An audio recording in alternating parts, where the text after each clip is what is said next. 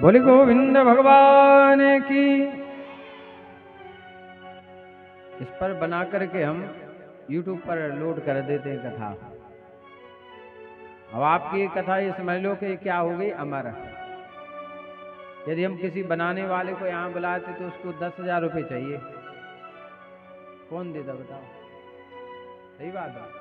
तो इसमें कुछ नहीं लगना है, वही चीज मिल जाना है। कहते याद है कि नहीं?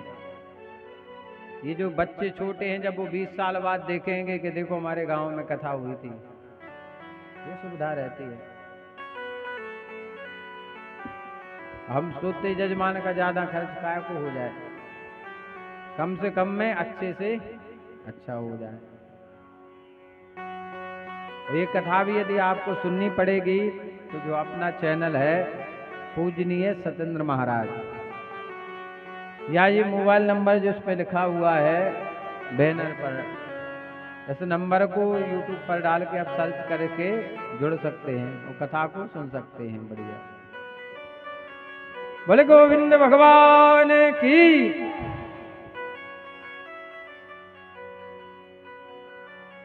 तो तीर्थों में महाराज जो पाखंडी है उनका निवास हो गया। पाप का ही एक खंड जिसे कहा जाता है पाखंड। पापस्य खंडा पाखंडा, पाप का ही खंड है। वो आज के समय में जो जितना ज्यादा पाखंड दिखाए महाराज, वो सबसे बड़ा माना जा रहा है। जो ज्यादा ढोंग ढटूरा करे समझ लो सबसे बड़े, बहुत बड़े तपस्वी हैं। नारद जी महाराज कहते हैं कि बड़े बड़े धनवानों ने होटल बना लिए तीर्थों में। क्या बना लिए? भजन करने नहीं, पैसा कमावे। आप चित्रकूट चले जाओ आप, और इस तरफ आना, बिल्कुल लाइन से होटल ही होटल बने हैं। वो भजन करवे नहीं बनाए महाराज। वहां तो ठीक है, अपने ओरछा में भी जो गलत काम नहीं होना चाहिए वो भी होटलों में हो रहा है महाराज, तीर्थों में रह कर भी। अब बताओ ऐसे लोगों का उद्धार कहां से होगा जो तीर्थ को भी नहीं छोड़ रहे महाराज पैसे की खातिर। उल्टा सीधा व्यसन कर रहे हैं, तीर्थों में जाकर होटलों में खा रहे, जो नहीं खाना चाहिए वो भी तीर्थ में खाया जा रहा है।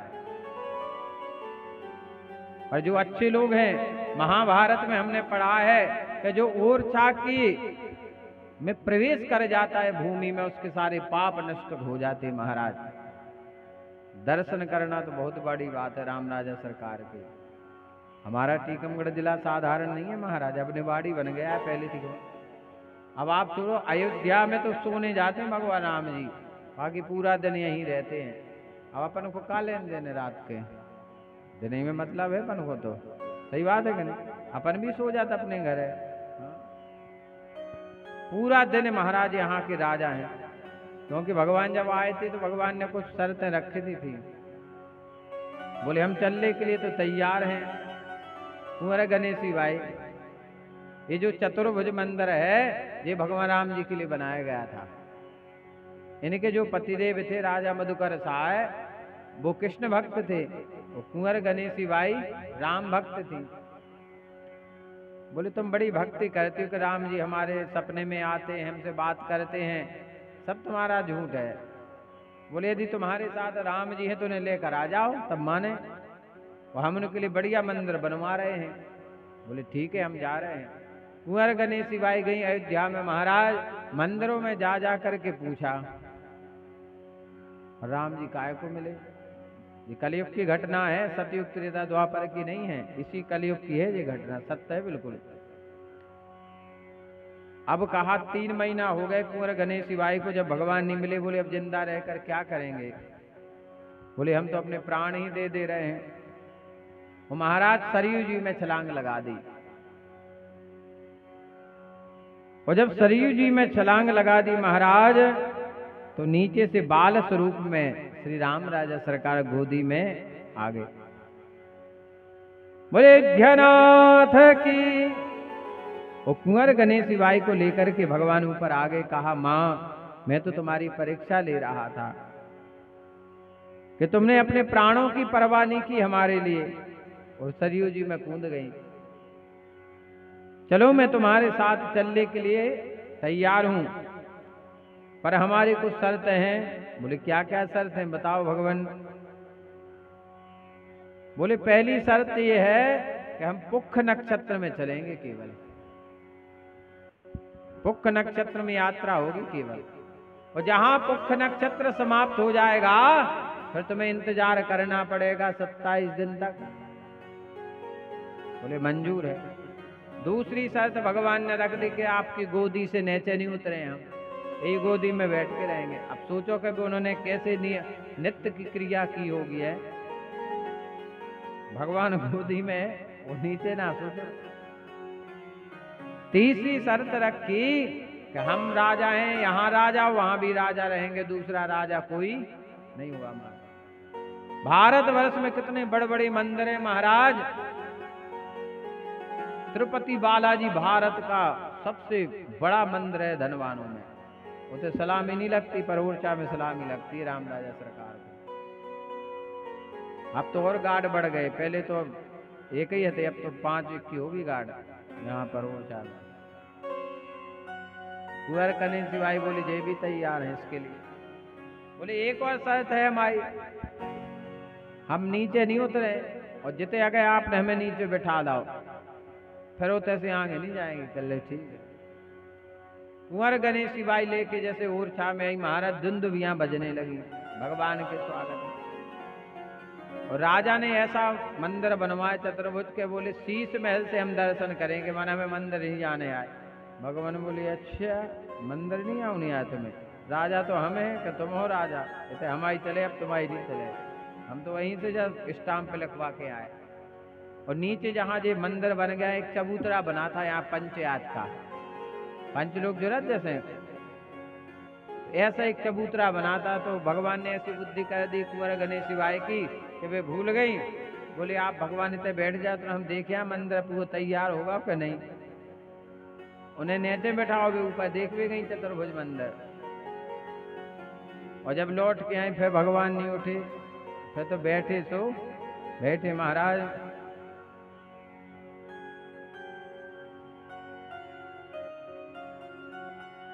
बड़ा ही सुंदर एक भजन गाते थे, देश राज पटेरिया, राम राजा सरकार, राम राजा सरकार। एक पंक्ति आती में आगे तो नहीं आता है। ओरछा सुंदर है स्थान, तुम्हें आता है? तुम गा दो, आता है दूसरों का दो। ओरछा सुंदर है स्थान, विराजे जहाँ पे राजा राम। ओरछा सुंदर है स्थान, विराजे जहाँ पे राजा राम। रानी कुंवर बाई लाई रे, रानी कुंवर बाई की भाई अमर कहानी रे। राम को लाई थी बजी सहनाई थी, राम को लाई थी बजी सहनाई थी।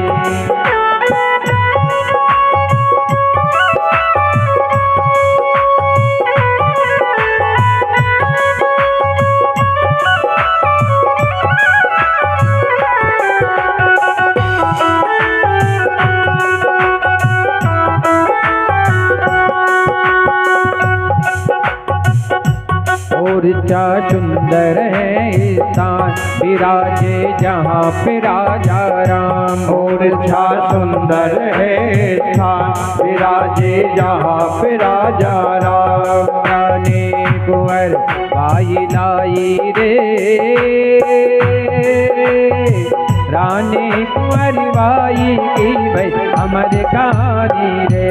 राम को लाई रे बजी सहनाई थे, राम को लाई थे बजी सहनाई थे, राम को लाई थे बजी सहनाई थे, राम को लाई थे बजी सहनाई।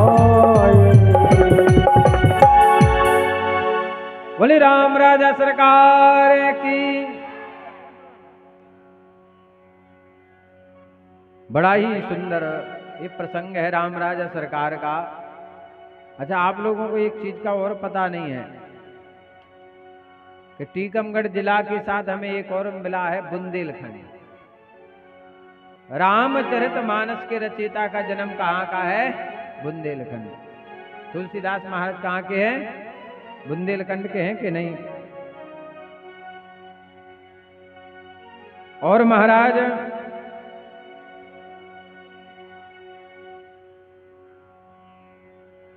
व्यास जी महाराज भी अपने बुंदेलखंड से हैं।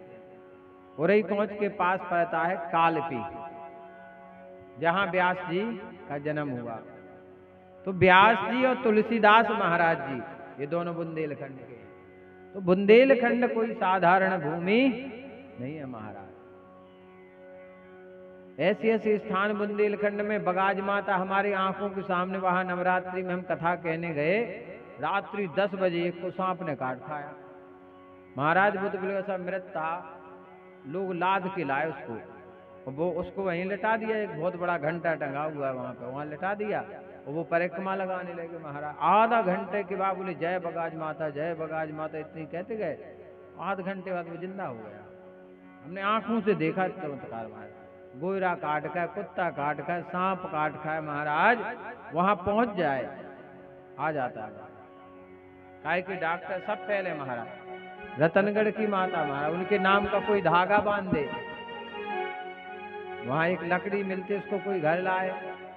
वहां के भी हमने देखा महाराज, दीपावली की दोज पे इतनी भीड़ महाराज कि आपको 7-8 किलोमीटर तो पैदल चलना पड़ेगा, इतनी भीड़ रहती महाराज। वाहन तो गिन नहीं पाओगे कितने वाहन।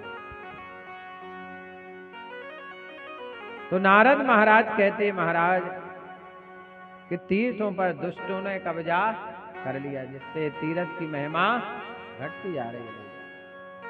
पर मैं बढ़ते बढ़ते पहुंचा वृंदावन, जहां मैंने भक्ति माता को देखा। उनके 2 पुत्र ज्ञान और वैराग वृद्ध हैं। जैसे भक्ति माता ने मुझे देखा और कहा, मैंने सुना है कि आपका दर्शन करने से सारे पाप नष्ट हो जाते हैं। भक्ति माता ने कहा, नारद मेरा नाम भक्ति है और ये मेरे पुत्र हैं। नारद जी बोले, माता जी ये वृद्ध पुरुष आपके बेटे हैं? बोले हाँ मेरे पुत्र। बोले नहीं माँ जवान होती है, आप जवान हो, बेटे बूढ़े, ये कैसे हो सकता है? हाँ, आप बूढ़ी होती, बेटे जवान होते तो बात ठीक है। बोले कलयुग का प्रभाव है, कलयुग में ज्ञान और वैराग को नहीं कोई पूछ रहा है। यदि ये मेरे बेटे जवान नहीं हुए, इदम स्थानम प्रत्याजा विदेशे गम्यतम मया, मैं इस देश को छोड़कर विदेश चली जाऊंगी। नारद जी ने उपाय किया महाराज कि हे भक्ति माता, आपका दर्शन जिसे हो जाता है उस पर भगवान प्रसन्न हो जाते हैं। आप जिस घर में निवास करती हैं महाराज, वहां भगवान निवास करते हैं। और नारद जी ने उपाय प्रारंभ किया महाराज, और भक्ति माता को शांति देने के लिए कहा, हे भक्ति माता, तुम तो भक्ति प्रिया तस्या सततम प्राण को अधिकार। आप भगवान की प्राण प्रिया हो, क्योंकि भगवान उसको मिलते हैं जो भक्ति करता है। तो भगवान बाद में आते, पहले कौन आती? भक्ति आती महाराज। और त्वया हूतस्तु भगवान याति नीच गृहेष्वपि, नीच के घर भी भगवान चले जाते हैं यदि वहां भक्ति होती है महाराज, वहां चले जाते हैं भगवान।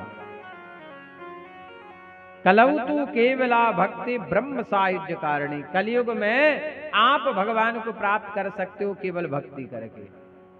ना आपको माला करना है, ना यज्ञ करना है, ना तप करना है, आप केवल मुख से भजन करते रहो। यत् फलम नास्ति तपसा ना योगेन समाधिना तत्फलम लभते सम्यक कलौ केशव कीर्तना। कलयुग में भगवान की प्राप्ति केवल कीर्तन करने से हो जाएगी। केवल आप सीताराम सीताराम, राधे श्याम सिया राम करते रहो, गाते रहो भगवान का भजन। एक दिन ना निकले महाराज, इस बात की गारंटी है कि आप 5-5 मिनट रोज भजन करो, 6 महीने की गारंटी के 6 महीने में आपको भगवान का साक्षात्कार होगा, अनुभव होगा। 6 महीने, एक दिन नहीं छूटना चाहिए। जैसे एक दिन भोजन तो नहीं छूटा, तो भगवान का छूट जाता। सबको याद है, भूख की याद है, पानी की और नींद की, जे कभी नहीं भूलत आदमी, बाकी सब भूल जाता। ये 3 चीजें कभी नहीं भूलत। अगर रात के 12 बजे भी फिर रहा हो, भूख लगी हो तो होटल ढूंढ ही वो, चलो यार 2 किलोमीटर दूर चलो तो भूख लगे। तो भगवान को मंदा बोले तो ही बगल में है, तुम चले जाओ, आप हमारे पहुंच रहा है। भगवान के मंदिर नहीं पर पेट के लाने चले जाए। नारद जी कहते हैं, भक्ति माता आप भगवान की प्रिया हो, आप दुखी ना हो। आपसे ही कलयुग में भगवान चलते हैं, और भक्त से जो द्रोह करता है उसे भगवान क्षमा नहीं करते महाराज। नारद जी ने ज्ञान वैराग के कानों में जाकर के गीता का पाठ सुनाया, वेद सुनाए, उपनिषद सुनाए। वेद वेदांत घोषयिष्या गीता पाठ मुहुर्मु। मैंने 4 वेद सुनाए, ऋग्वेद, यजुर्वेद, सामवेद, अथर्ववेद। आपने ये मंत्र सुने हैं वेदों के? अलग अलग बोला जाता है चारों मंत्र। ऋग्वेद के अलग ऋचाएं महाराज, यजुर्वेद अलग होता है, सामवेद अलग होता है महाराज, और अथर्ववेद अलग होता है। चारों वेद सुनाए। ऋग्वेद सुनाते हैं नारद जी। हिरण्यवर्णां हरिणीं सुवर्णरजतस्रजां चंद्रां हिरण्मयीं लक्ष्मीं जातवेदो महावः। ऋग्वेद सुनाया महाराज। यजुर्वेद सुनाया, स्वस्ति न इंद्रो वृहदस्रवाः स्वस्ति नः पूषा विश्ववेदाः स्वस्ति नस्तार्क्ष्यो अरिष्टनेमिः स्वस्ति नो बृहस्पतिर्दधातु। सामवेद से सुनाया, अग्नाया हिवेतये गृणानो हव्यदातये निहोषा सस्यवर्हके। अथर्ववेद सुनाया, सन्नो देवी राविष्ट आपो भवन्तु पीतये संजो रविस्रवन्तु नः। कोई प्रभाव नहीं पड़ा महाराज। और जैसे गीता का पाठ सुनाया महाराज, आपके घर में महाराज हजारों वर्ष से प्रेत हो और नहीं भाग रहा हो, आप पूजा दे चुके हो, सब कुछ करा चुके हो महाराज, आप 11 पाठ करा दो गीता की, गारंटी है उस घर में जिंदगी में प्रेत नहीं रहेगा, उसकी मुक्ति हो जाएगी। गीता के पाठ में इतनी शक्ति है, क्योंकि गीता किसने सुनाई? भगवान ने। भागवत के तो 4 श्लोक सुनाए, पर गीता के जो अध्याय है महाराज किसने सुनाए? भगवान ने स्वयं सुनाए अर्जुन को जब मोह हो गया। वो जिस घर में गीता हो जाए, पर व्यक्ति को गीता कब सुनाई जाती है पता है? जब वो मरने लगे, बोले गीता सुनवा दो। जिंदगी में चरना में तो नहीं ला, मरते समय बोले तुलसी डाल दो। बोले गंगा जल, कभी तीरथ नहीं गया, बोले गंगा जल डाल दो। अब हाथ ही नहीं उठ रहा है, बोले मुंह खोलो, लो दद्दा पी लो गंगा जल। अब ऐसे में दद्दा तर रहे, गीता सुना रहे, सुन लो ना करो। जब मुड़ी से एक जने मुड़ी पकड़, मुड़ी नहीं हिल रही। अब बोले दान दे दो महाराज को, लो जा पिसी, हाथ ही नहीं उठ रहा। एक जने पिसी ले ऐसी गुट्टा में, लो हाथ छुआ दो दद्दा को, लो महाराज। जो दान को, अरे जब सामने वाले को दान में अच्छी अवस्था हो, अच्छी वो हो, तब वो दान करे तब अच्छा होता है। और जब मरने का समय आ, बोले तब दान। जब समय था जब कुछ किया नहीं है, अब पछता रहे। अब पछताए होत का जब चिड़िया चुग गई। ठीक तो नारद महाराज ने जैसे गीता का पाठ सुनाया तो थोड़े उठे ज्ञान वैराग और पैर से पल रहे वे। अब नारद जी ने कहा क्या किया जाए? तो आकाशवाणी होती है सत्कर्म करो।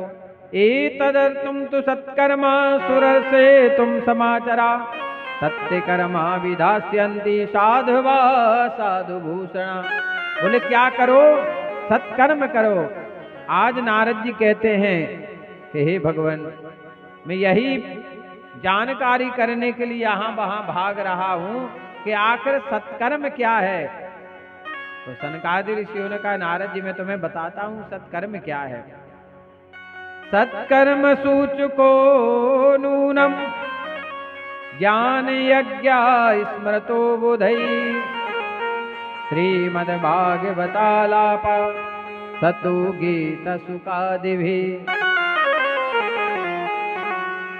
बोले सत्कर्म है श्रीमद् भागवत, ये सुना दो, इससे ज्ञान वैराग्य जवान हो जाएंगे।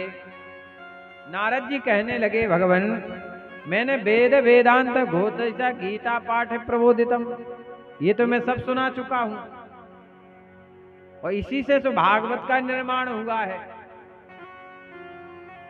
तब सनकादि ऋषियों ने कहा एक बात बताओ नारद जी, जो घी में पूड़ी निकल सकती है वो दूध में निकल सकती क्या? बल्कि घी का निर्माण दूध से हुआ है। दूध को दही बना गया, दही से मक्खन बनाया गया और मक्खन से घी। पर जो घी में हो सकता है वो दूध से नहीं हो सकता। तो जो श्रीमद् भागवत से हो सकता है नारद जी, वो अन्य पुराणों से नहीं हो सकता है।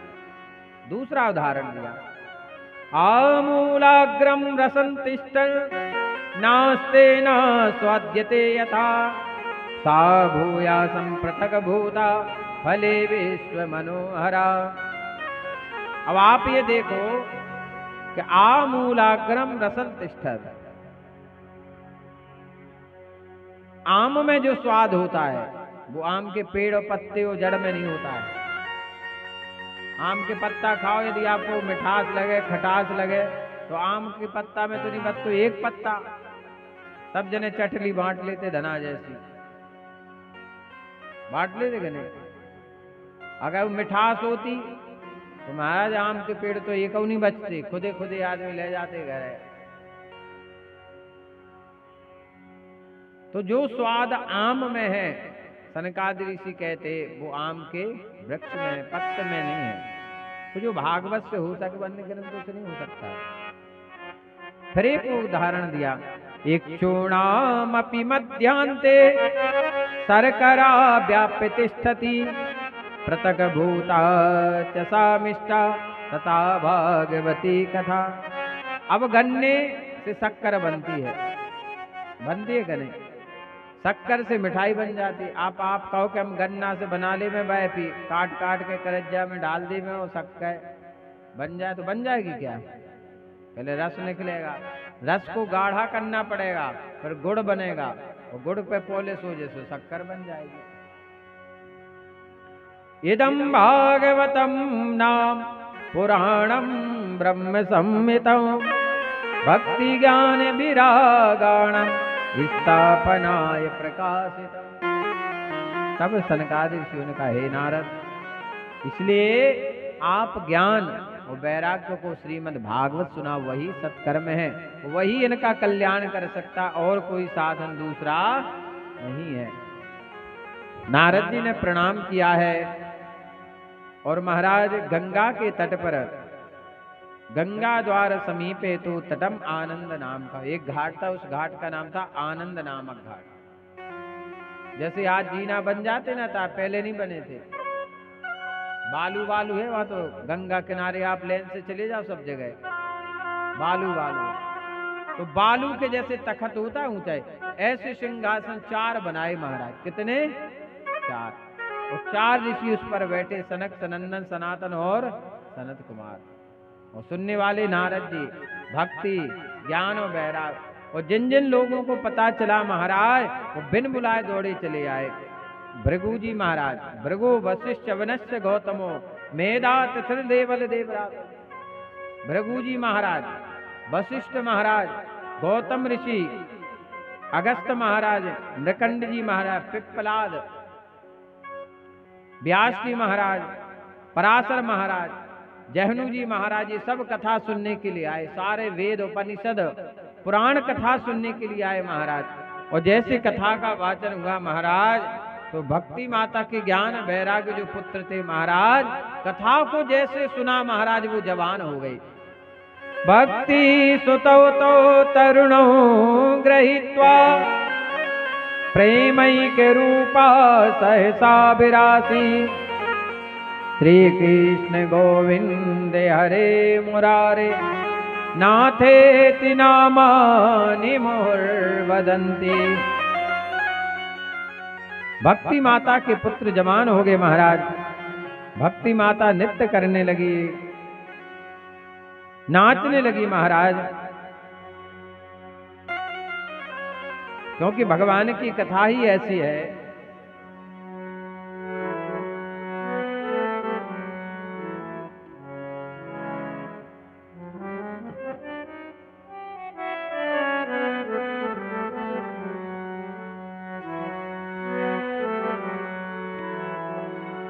जादू कर गयो यशोमती को ये लाल, जादू कर गयो यशोमती को ये लाल, जादू कर गयो यशोमती को ये लाल, जादू कर गयो यशोमती को ये लाल। या के नैना कारे टेढ़ी चाल, जाके नैना कारे टेढ़ी चाल, जादू कर गयो यशोमती को ये लाल, जादू कर गयो यशोमती को ये लाल, जादू कर गयो यशोमती को ये लाल।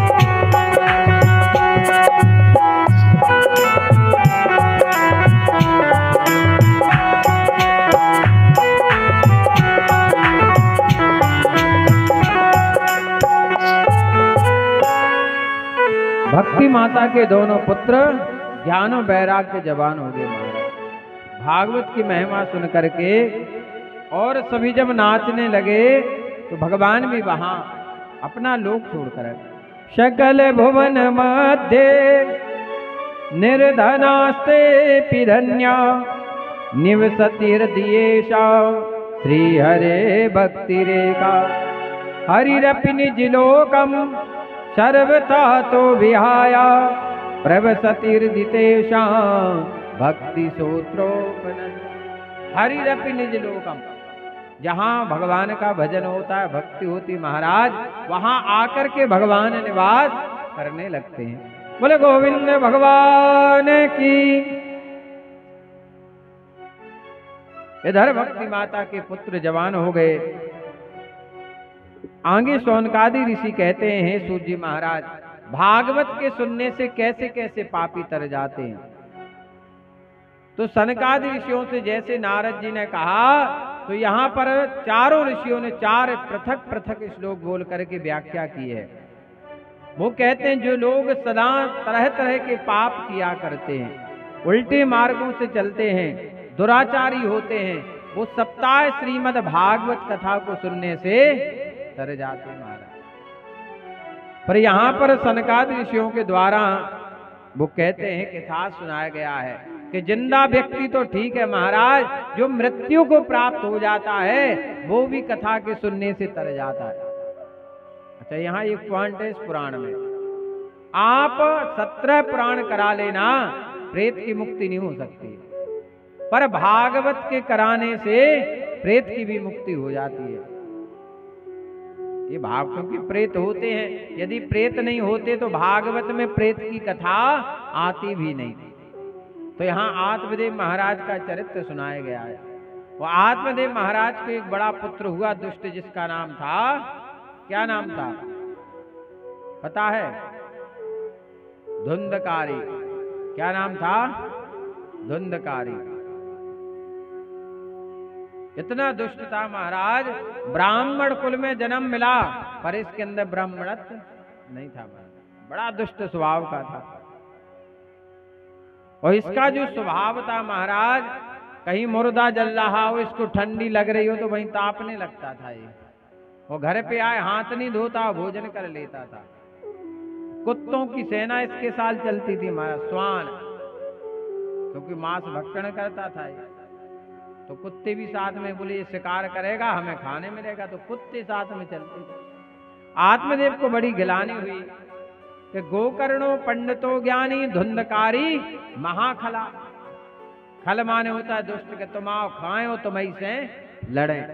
जैसे कई लोग ऐसे पैसा उधार ले जाते, गऊ बन के आए हो, जब तुम मांग भी जाओ तो तुम से लड़ने लगे, बोले खा के भगे जाएगा तुम्हारे पे, जाओ नहीं देने जाओ, मतलब पैसा भी ले गए। ऐसे लोगों को कहा जाता खल। खल माने दुष्ट, जो खाएं और लड़े दो ही काम करें, वो है खल। आत्मदेव को बड़ा दुख हुआ महाराज कि कैसा पुत्र मुझे प्राप्त हुआ है, स्नान नहीं करता है, स्नान सोच क्रियाहीनो दुर्भक्ति क्रोध वर्जिता। छोटी छोटी बातों पर ही स्नान को कह दे तो ये नाराज हो जाता है। आत्मदेव को गलानी हुई, जंगल में चले गए महाराज। भागवत के 10वें स्कंद का पाठ करके भगवान को प्राप्त कर। अब घर में कौन बची? धुंधली और गोकर्ण महाराज। माँ को मारने लगा, पीटना, बोली बताओ पिताजी पैसा धन कहाँ रख गए हैं? माँ ने कहा बेटे जितना था सब जुआ में सब हार गए हो। बोले माँ बताओ जल्दी वरना तुम्हें मारेंगे हम। माँ को गिलानी हुए कुआं में कूद के प्राण दे दिए। अब गोकर्ण जी बोले दुष्ट व्यक्ति के साथ नहीं रहना चाहिए, चाहे नरक में चले जाओ पर दुष्ट व्यक्ति के साथ दुष्ट संग ना दई विदाता, जा से भलो नरक का। गोकर्ण बद्रीनाथ धाम चले गए। इसने 5-5 वैश्याओं को घर में रख लिया और उनको खुश करने के लिए चोरी डांका इत्यादि डालने लगा। एक दिन राजा को पता चला कि इतनी चोरी हो रही है तो उन्हें सिपाही छोड़ दिए। अब सिपाहियों को देखा, बोले जी क्या ढूंढ रहे हैं? बोले चोर को ढूंढ रहे हैं। वैश्याओं को पता चला कि यदि राजा को पता चल गया कि हमारे पतिदेव चोर हैं तो ये तो मरेगा, साथ में हम भी मर जाएंगे। बोले एक काम करो, इसी को मार डालते हैं, ना धुंधकारी रहेगा ना हमें भय रहेगा। वो 5 वैश्याओं ने धुंधकारी के मुख में महाराज जलते हुए अंगारे डाले, तप्त अंगार समूह श्याप, और इसके प्राण। वो जानते हो प्रेत कौन बनता है?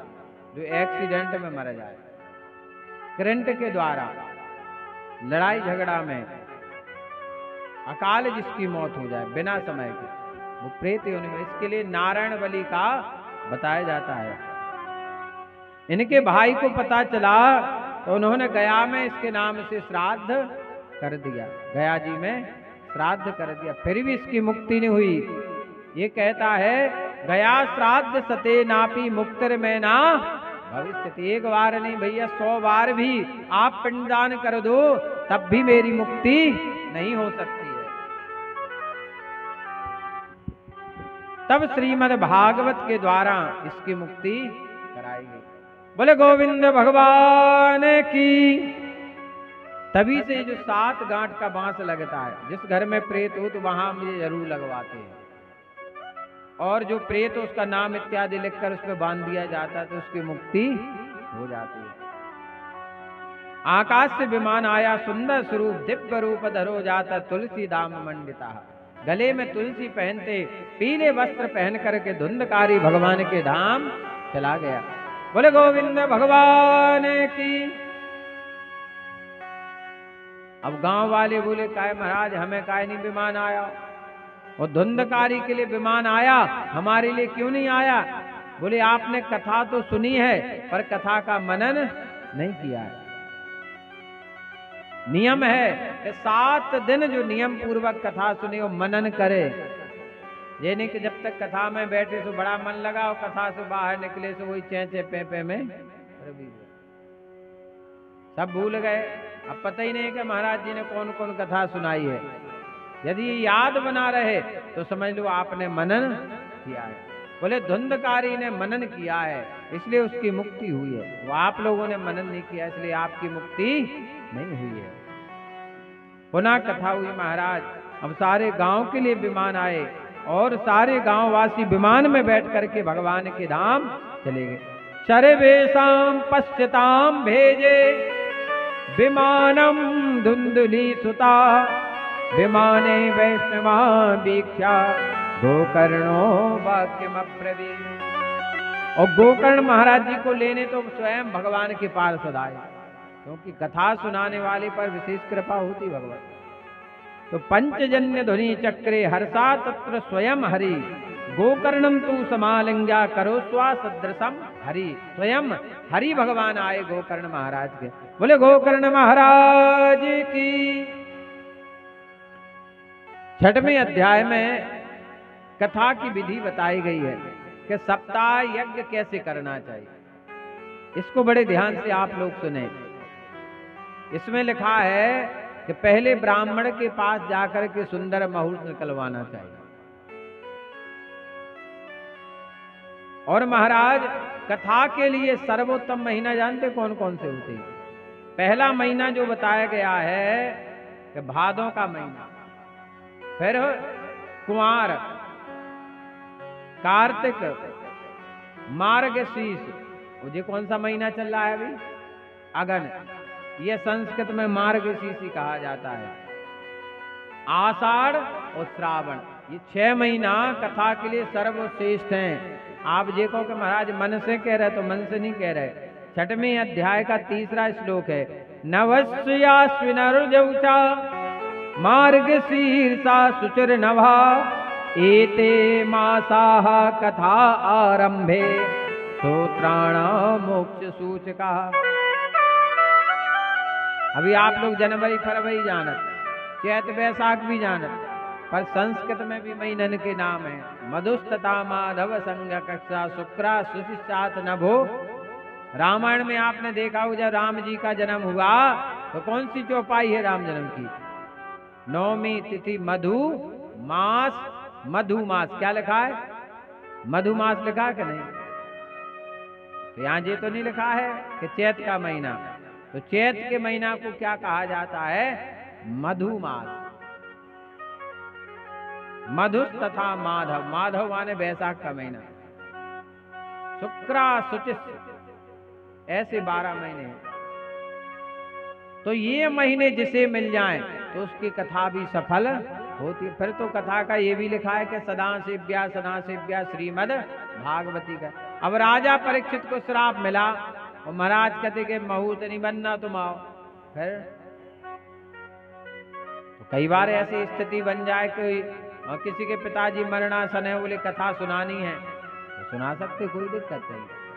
पर कामना हो कि हमारे गांव का कल्याण हो, उद्धार हो, तो बढ़िया मुहूर्त दिखवा करके कथा करानी चाहिए। अब दूसरा नियम है कि कथा में उन लोगों को जरूर निमंत्रण देना चाहिए जो कथा के प्रेमी हो, उनसे जरूर कहना चाहिए, वो नहीं छूटना चाहिए, उनसे जरूर कहना चाहिए। देशे देशे विरक्ताया वैष्णवे कीर्तनो सुकाहा। और कीर्तन करना चाहिए।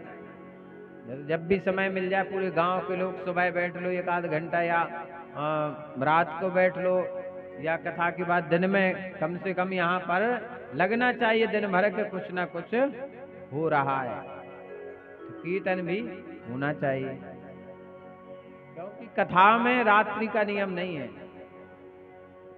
हम सही कह रहे हैं आपसे, रात्रि का नियम कथा में नहीं है। सूर्योदय से लेकर के सूर्यास्त तक का नियम है कथा कहने का। पर महाराज की तो बस बन गई, सो जैसे आपके महाराज को तो वैसे ही कने। अब कहूँ हम 2 टाइम कथा नहीं कह, पर तुम्हारे तो 2 टाइम भी कह रहे। जजमान की इच्छा क्या करें भैया। अब इसके बाद कहा गया है कि कथा पांडाल को शोधन माने बढ़िया झाड़ू लगाना चाहिए। अब माताओं के जो काम है वे तो करना चाहिए। बढ़िया सुबह से उठो, अपनी अपनी झाड़ू लेके यहाँ बढ़िया थे पूरे सफाई कह दो, अगर लिप जाए तो और उत्तम है महाराज। लिप जाए तो लिखा है शोधनम मार्जनम भूमि लेपनम धातु मंडल। लेपनम माने लीपना चाहिए, उससे पवित्र हो जाती भूमि। और धातु मंडपम, जैसे बढ़िया रंगोली बनाई जाती, बच्चियां बढ़िया रंगोली भी बना सकती हैं, यहाँ पर सजा सकती हैं। केले के पत्ते होना चाहिए, केले का वृक्ष, तुलसी का वृक्ष होना चाहिए। इसमें लिखा है कदली खंड मंडिता। कदली माने होता है केले का पेड़। देखो दोनों तरफ हमने इसलिए बुलवाए, तुलसी भी बुलवाई है। इसके बाद ध्वजा झंडा होना चाहिए, और व्यास की जो गद्दी हो बड़ी ऊंची होना चाहिए। और जो वक्ता हो कैसा होना चाहिए? विरक्तो वैष्णवो विप्रा वेद शास्त्र विशुद्धिकृत, पढ़ा लिखा हो, बढ़िया डिग्री वाला हो, और वेद शास्त्र दृष्टांत कुशल हो, ऐसा वक्ता होना चाहिए। करकश नहीं होना चाहिए, तन तन बात में गुस्सा आए। एक महाराज है थे मऊरानी को तरफ, भाई गुस्से लेंगे। एक जो परीक्षित बने थे जजमान, वे बीच कथा में बोले महाराज हमें एक बात पूछने, हमें शंका हो रही। बोले क्या कह रहे तुम्हें शंका हो रही? बोले राजा परीक्षित सुन रहे थे, सुखदेव सुना रहे थे, उन्हें शंका नहीं हुई, तुम्हें शंका हो रही। और उठ के धै डंडा धै डंडा धै डंडा। बोले होगी कथा तुम्हारी। अज्ञ गए महाराज, वही कथा नहीं करने। तो ब्राह्मण कैसा? संतुष्टि होना चाहिए, सरल होना चाहिए।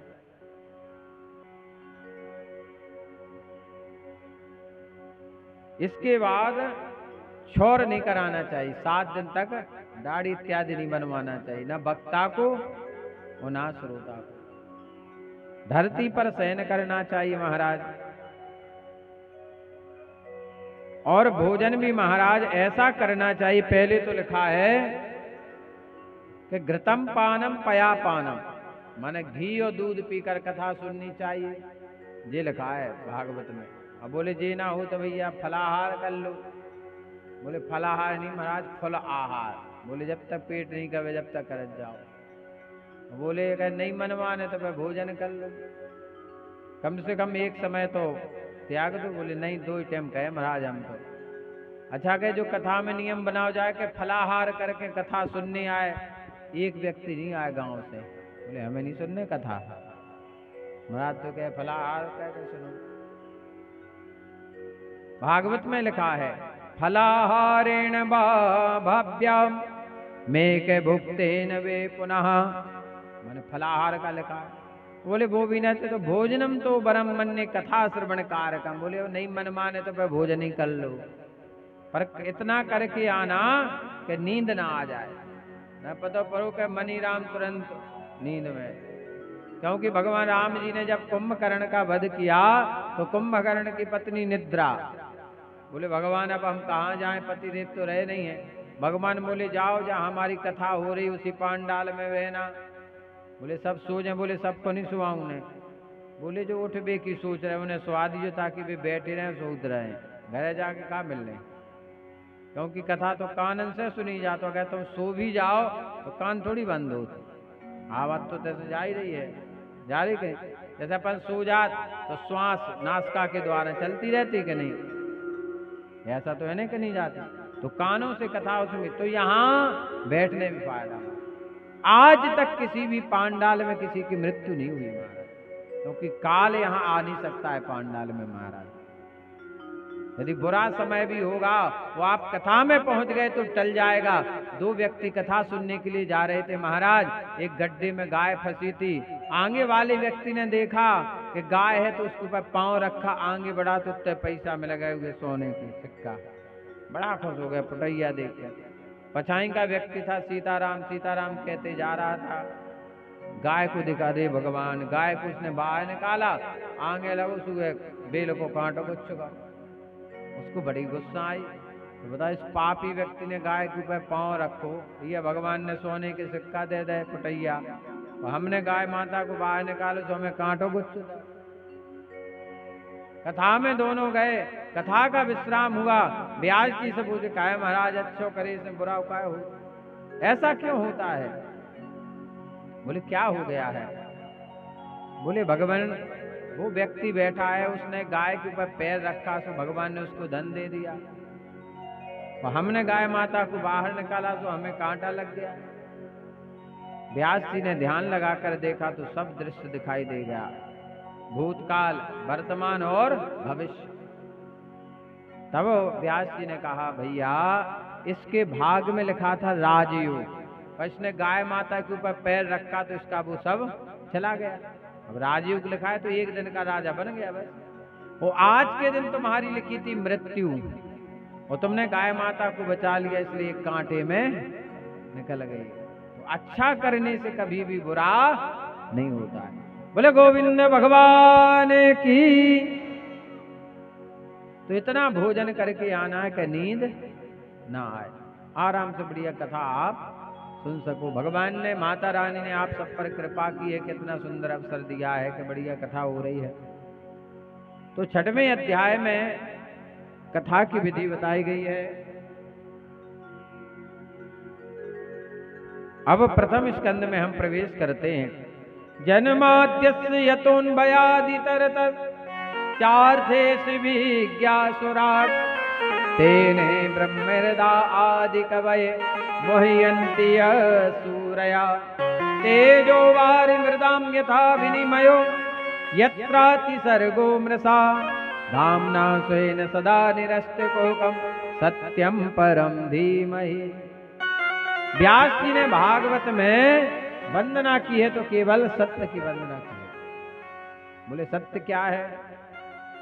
धर्म न दूसर सत्य समाना, धर्म न दूसर सत्य समाना, आगम निगम पुराण बखाना, आगम निगम पुराण बखाना, धर्म न दूसर सत्य समाना, धर्म न दूसर सत्य समाना, आगम निगम पुराण बखाना, आगम निगम पुराण बखाना।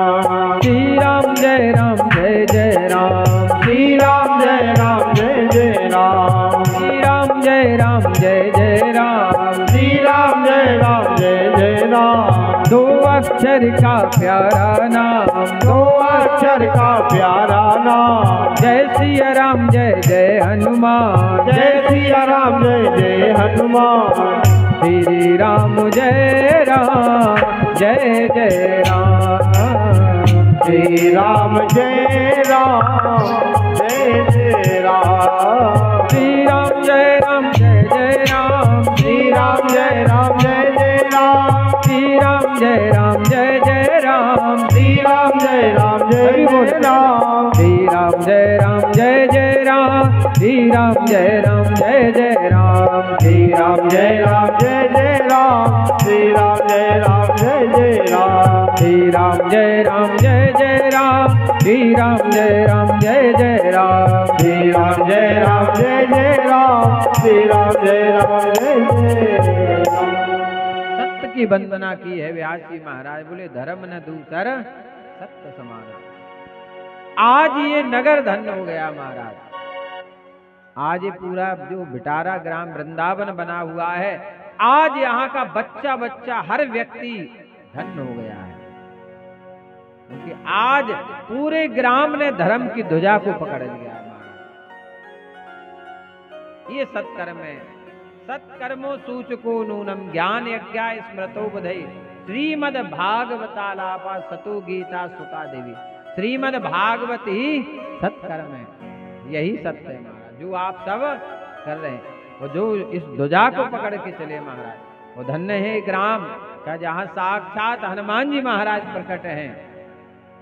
जब मैं उस मंदिर में पहुंचा महाराज, मैंने दिव्य दर्शन की तो आभास हुआ कि प्रतिमा साधारण प्रतिमा नहीं महाराज, प्रकट प्रतिमा है, साक्षात जगत जननी जगदम्बा महाराज। और जितनी बड़ी वेदी माता जी आपके यहाँ है, कई घरों में सब जगह, लेकिन ऐसी नहीं है। कई गांव में घर घर में है महाराज, है कि नहीं? कहते नहीं है, कहते ये कहीं है। तो ये पूरे गांव की रक्षा कर रही महाराज। सबको हाजिरी लगाना चाहिए हनुमान जी के पास और माता रानी के पास जाना चाहिए महाराज। साक्षात ही रक्षा करती हैं गांव की, रोग बाधा से, विपत्ति से। हाजिरी जरूर लगाना ही चाहिए। 7 दिन नहीं जा सकते तो 1 दिन तो जा ही सकते। एक दिन दीपक रखवाना चाहिए अपनी तरफ से। साल भर में अगर एक व्यक्ति एक ही दिन दिया जलवाए तो 1 दिन भी अंधेरा नहीं रहेगा। सही बात है। जैसे एक व्यक्ति को साल भर में 1 दिन नंबर लगवे 365 दिन में, तो कोई दिक्कत है का? नहीं जला रोज, साल भर में 1 दिन, कोई बड़ी बात तो नहीं। अंधेरा नहीं हो सकता, और जब वहां अंधेरा नहीं होगा तो आपके गांव में भी अंधेरा नहीं हो सकता है महाराज। बोले जगदम्बा महारानी की। तो सत्यम परम धीमहि, सत्य की वंदना की है। आगे ऋषियों ने प्रश्न किए हैं महाराज, तो भगवान के 24 अवतार हुए हैं। भगवान ने कितने अवतार लिए? 24, जिसमें 23 हो चुके हैं। एक अवतार अभी कलयुग में होगा भगवान का, कल की अवतार। जो भगवान के 24 अवतार हैं सनकादि ऋषियों के रूप में। बराह भगवान नारद, नर नारायण, कपिल, दत्तात्रेय, यज्ञ, ऋषभदेव, प्रतु, मत्स्य, कच्छप, धनवंतरी, नरसिंह, वामन, परशुराम, व्यास जी, बलराम जी, श्री राम भगवान, और एक अवतार होगा कल की अवतार। ये इस कलयुग में होगा। कौन से ब्राह्मण के घर में? जनता विष्णु यशसो नामना कलकर जगतपति। विष्णु यश नामक ब्राह्मण के घर में जन्म लेंगे भगवान। जब अत्याचार बढ़ जाएगा, अभी आप देखो इतना पाप बढ़ गया जी, कलयुग का पहला चरण चल रहा है, अभी ये स्थिति हो गई है, तो द्वितीय चरण में क्या होगा? कलयुग कभी भी अपने 4 चरण नहीं भोग पाता, इतना पाप बढ़ जाता है महाराज, इतना पाप। ये देखना कि एक दिन ऐसा आएगा कि सारी नदियां विलुप्त हो जाएंगी, लोगों को पानी नहीं मिल रहा, और ये लाइट वाइट जल रही है सब हो जाने बंद, क्योला बढ़ा जाएगा। इसलिए तो सोलर पैनल चल रहे महाराज, क्योंकि भविष्य में सूर्य इतना तपाएगा कि लोग बाहर नहीं निकल पाएंगे। मतलब 60 जो टेम्परेचर हो जाएगा तो व्यक्ति की खाल जल जाएगी यदि वो बाहर निकल जाएगा, तो इतना तेज टेम्परेचर हो। क्यों हो जाएगा? क्योंकि हम वृक्ष नहीं लगा रहे हैं, हम वृक्ष काटते जा रहे हैं। और गर्मियों में देखना जितने पेड़ों मिल जाए तो व्यक्ति उतने ही बैठ जाता। उस दिन तो पेड़ बड़े अच्छे लगते जेठ में, बाकी साल भर याद नहीं आती कि 1-2 पेड़ लगाएं साल भर में। झाड़दार वृक्ष लगाने चाहिए, पीपल के, बरगद के, आम के, जो झाड़दार वृक्ष होते हैं। अपने जीवन में महाराज यदि हर व्यक्ति 5 पेड़ लगाएगा तो कितने हो जाएंगे महाराज? हो जाएंगे महाराज। इस गांव में यदि पेड़ लग गए ना पीपल के और बरगद के, हम ये कह रहे गर्मी कितनों पीठी पर में पड़ जाए, जीरों में पड़ जाए, इधर उधर पड़ जाए, तो तुम्हारा बेटा में नहीं पड़े, इतनी क्षमता होती महाराज। वो अपने ऊपर ले ले तो ठंडक प्रदान कर देते। गर्म चीज को फ्रिज में रख दो तो फ्रिज में इतनी ताकत होती कि गर्म चीज को वो ठंडा कर देता है कि नहीं? बोले गोविंद भगवान की।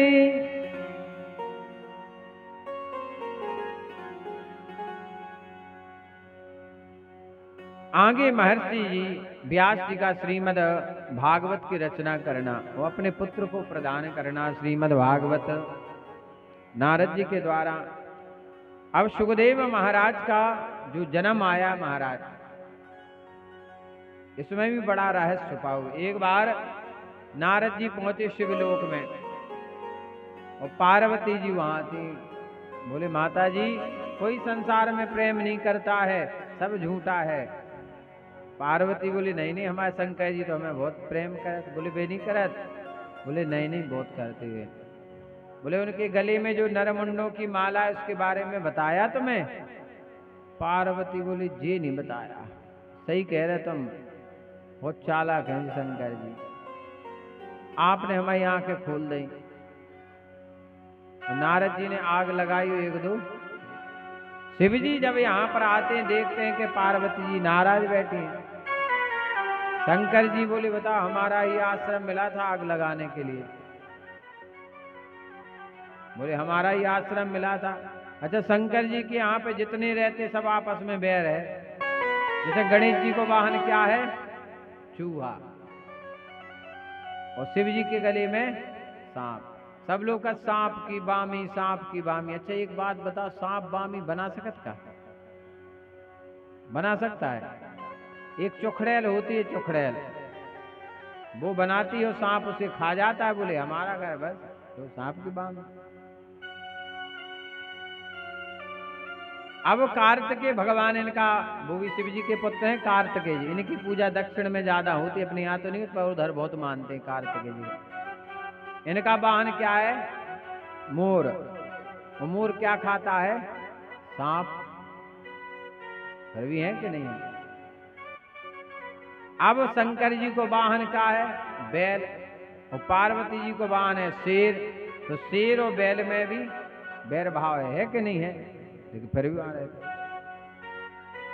अब यहां जब आज पार्वती कहती हैं भोलेनाथ आप हमसे प्रेम नहीं करते हैं।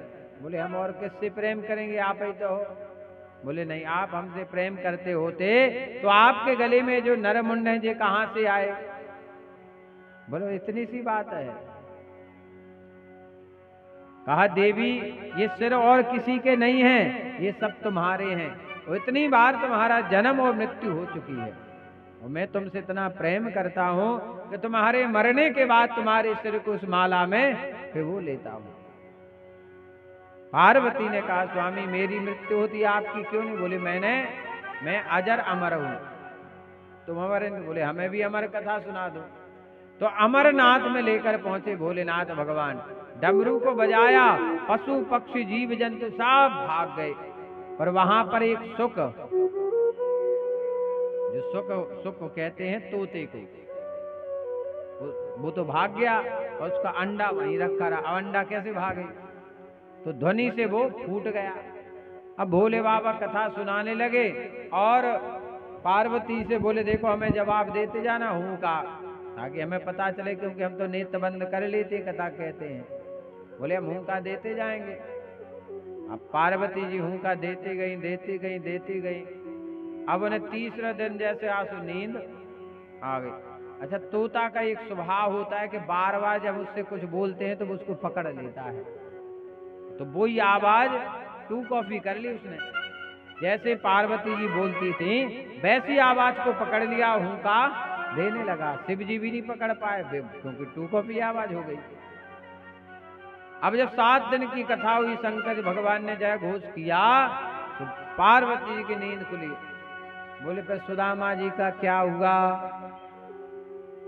बोले पूरी कथा हो गई है। आप कहें क्या हुआ? फिर कथा कौन सुन रहा था? बोले धन्य थे, एक जगह कथा चल रही थी राम कथा 9 दिन की, बढ़िया कथा भाई। सब आके बैठे थे, एक जजमान आगे बैठे थे। महाराज सही कह रहे हैं महाराज, बिल्कुल सही है, सही है। आओ महाराज। अब 9 दिन हो गए जब महाराज तो 10वें दिन आंसू पूछे महाराज एक बात पूछने। बोले पूछो। बोले महाराज आप कथा बहुत अच्छी कर, आनंद आ गया आपकी कथा महाराज। महाराज सब भगवान की कृपा है। बोले महाराज एक बात समझ में नहीं आई 9 दिना में। कल पूछो बता। कल राम कथा में राम हते राक्षस के रावण। कल तुमने 9 दिन सुनी कथा? कल पूरी महाराज पूरी कथा सुनी, आपने देखा सबसे आगे बैठे थे। कल तुम्हें जो पता नहीं पता कि राम राक्षस के रावण। बोले हाँ। कल सुनो हम बता रहे। कहना तो राम हते राक्षस सुना, रावण हते राक्षस, राक्षस हम हते जो तुम्हें सुना रहे थे। शंकर जी बोले धन्य है देवी पूरी कथा होगी। आप कह रहे सुदामा जी का क्या हुआ? लेकिन शिव जी ने सोचा कि आखिर कथा कौन सुन रहा था। पीछे देखा तो वो पक्षी। शिव जी त्रिशूल लेकर उसके पीछे भागे। अब वो पक्षी था भागा और भागते भागते जहां व्यास जी महाराज सम्याप्रस आश्रम में अपने भारत और चीन का एक लास्ट गांव है, जहां से चीन प्रारंभ हो जाता है, उसके पहले भारत का एक लास्ट गांव है, उसका नाम है माणा गांव। क्या नाम है? माणा गांव। ये भारत का लास्ट गांव है। वहां है सम्याप्रा आश्रम, जहां व्यास जी अपना भजन कर रहे थे अपनी पत्नी देवी के साथ। ये सुखदेव जी पहुंचे और सीधे पिंगला देवी के मुंह के द्वारा जमाई आई चपेट में पहुंच गया। बोले अब हम सुरक्षित हैं। शंकर जी त्रिशूल लेकर बोले हमारे इस चोर को बाहर निकालो। व्यास जी ने कहा धन्य है आपके घर है चोरी। कल हाँ, कल एक बात बताओ, आपके घर में चोरी करवे है का? अच्छा आप लोग बताओ, शंकर जी के मंदिर में कहा है चोरी करवे? कुछ है क्या? व्यास जी बोले आखिर ये बता चोरी क्या की? बोले अमर कथा की। बोले अमर कथा से होता क्या है? बोले जो अमर कथा को सुन लेता वो अमर हो जाता है। तो व्यास जी बोले तो फिर आप वापस लौट जाओ। शंकर जी बोले काहे? बोले जब उसने अमर कथा सुन लिया, आप ही कह रहे अमर हो जाता, तो अब थोड़ी आप उसे मार सकते हो। शंकर जी बोले जा तो हमने सोचे ही नहीं है। भोलेनाथ भगवान वापस हो गए। 12 वर्ष तक सुखदेव महाराज मां के गर्भ में रहे और 12 वर्ष के बाद सुखदेव महाराज का जन्म होता है। बोले सुखदेव जी महाराज की, बोले भागवत भगवान की, बोले आज के आनंद की। और सुखदेव महाराज का जन्म होता है महाराज। और सुखदेव महाराज तत्क्षण अपने घर का त्याग करके कहाँ चले गए? वन की ओर। अब इसके आगे की जो कथाएं वो आपको सुनाई जाएंगी कल, क्योंकि समय भी हो रहा है। क्योंकि अभी राइट 10:30 बज चुके हैं। आरती वगैरह हो गए तो 11 पे हो जाएंगे, क्योंकि सुबह जल्दी उठना भी पड़ता है। तो बड़े भाव से 2 मिनट भगवान के नाम का संकीर्तन, इसके बाद आरती करेंगे। बोलो राधे राधे राधे राधे राधे, ये बेड़ा पार हो जाएगा। बोलो राधे राधे राधे राधे राधे, ये बेड़ा पार हो जाएगा।